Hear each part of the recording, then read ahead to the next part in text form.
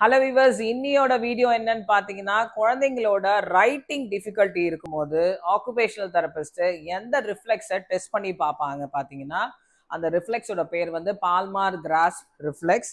அந்த reflex still persists ஆச்சு அப்படின்னா, அப்போ குழந்தைக்கு வந்து இண்டிவிஜுவல் ஃபிங்கர் மூவ்மெண்ட்ஸோ இல்லை ப்ராப்பரான வந்து ஃபிங்கர் கோஆர்டினேஷனோ இருக்காம போகிறதுக்கு சான்ஸ் இருக்கு.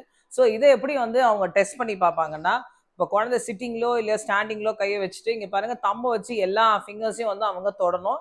இப்படி தொடும்போது அவங்க அந்த சைடு இந்த சைடு பார்க்குறாங்க அப்படின்னா பார்க்காம பண்ணணும்.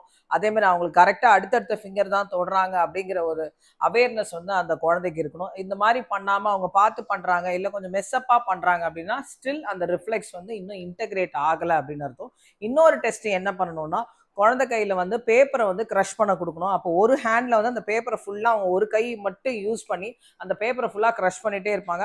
அப்படி க்ரஷ் பண்ணும்போது இந்த கை கூட சேர்ந்து வேலை செய்யுதா, இல்லை அவங்களோட ஃபேஷியலில் வாயில் ஏதாவது மூவ்மெண்ட் பண்ணுறாங்களா அப்படின்னு சொல்லி இந்த மாதிரி ஒரு மூவ்மெண்ட் பண்ணும்போது அசோசியேட்டடாக வேறு ஏதாவது ஒரு மூவ்மெண்ட் நடக்குது அப்படின்னா ஸ்டில் ரிஃப்ளெக்ஸ் வந்து பர்சிஸ் ஆகுதுன்னு அர்த்தம்.